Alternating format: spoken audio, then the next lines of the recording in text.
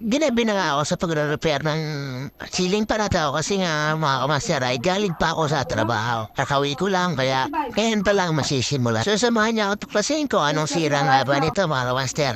So tara, umpisahan natin. So bali dito mga kamaster, ako na kung itutrouble ay itong switch. So titignan ko muna dito kung may contact talaga yung dalawang terminal niya. So yung mga kamaster, walang contact yung isang terminal.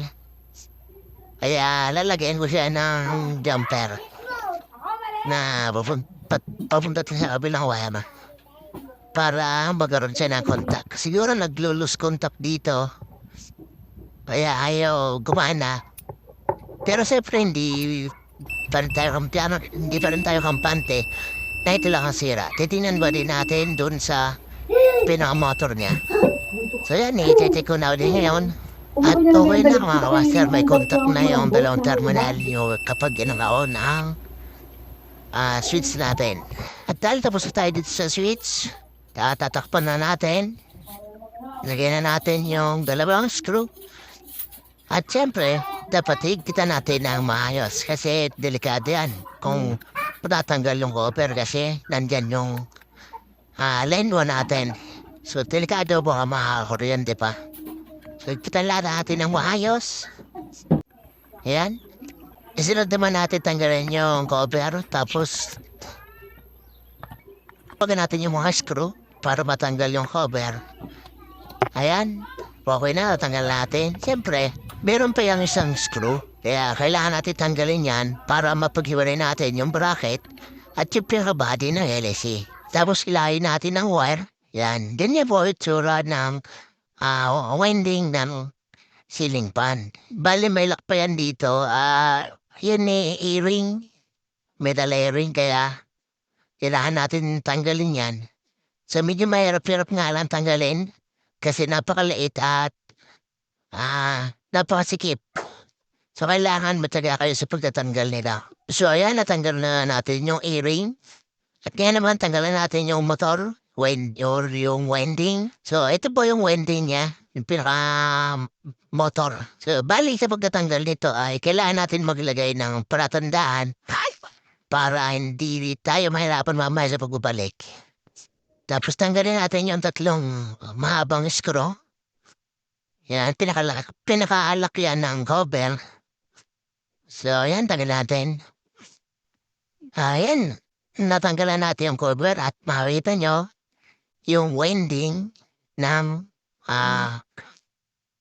ceiling fan. Gayun lang po ang winding ng ceiling fan. Marit lang. Sa pagtatanggal ng tape ay dahan-dahan lang po tayo kasi may mga wire na maliliit yan. So baka maputol. Speaking of putol, putol nga po yung isang linya ng winding kaya siguro ayaw gumana. So subukan ko pagdugsungin. So ayun mga masarin na kung nga po pala medyo mahirap-hirap lang kasi medyo iksi na yung sa part ng naputol. Buti may nakalabas pa na kaunti kaya pinedit natin mapagdugsong. So ngayon naman, ibabalik ko na yung tape na tinagalo kanina. So, dinahan-dahan mo nga pala baka matanggal pa yung tinagdugsong natin. So, ayan. Tapos, siyempre, dudublein ko ng electrical tape para mas matibay. Kasi wala nang kapit yung tape na tinanggal ko kanina. Kaya nilagyan ko na lang ng electrical tape. At tapos, simple na uli natin. Yan. Ibabalik na natin yung mga tinanggal. Siyempre, dapat tamang pagkakasunod-sunod para hindi tayo magkamali. So, madali lang ibalik to kasi kukunti naman yung mga parts. So, yan. Makakita nyo yung nilagyan natin ng marking kanina, yung ginuhitan ko. So, dapat naka-timing yung guhit. Naka-align. So, ayan. Ibabalik ko na sa housing. Ayan. Tapos, syempre, ilalagay na natin yung e-ring. So, kunting pasensya nga pala dito kasi medyo mahirap-hirap nga pagbabalik at pagtatanggal kasi nga napakaliit ng e-ring na to. Ang tools nga pala na ginamit natin dito ay malit na flat screw at long nose. Bahala na kayo kung ano available nyo dyan mga master. At yan nga mga master, ibabalikan natin yung mga tinanggal natin kanina. Kagaya nito yung screw. Yan, ilagay natin. Hipitan lang natin ng mahayos para hindi matanggal.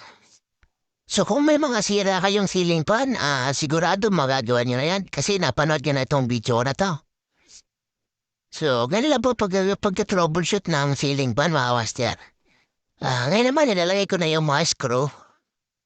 Higitan lang ng maayos para sigurado.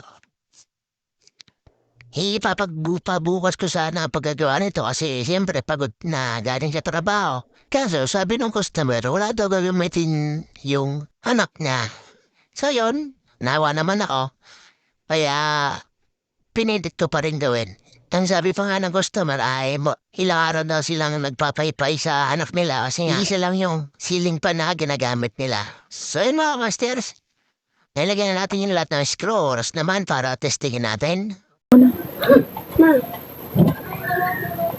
Yung dalay. Meron din naman initas dyan di. Kung nagustuhan nyo nga pala ang video na mga master, pa-like at share naman po.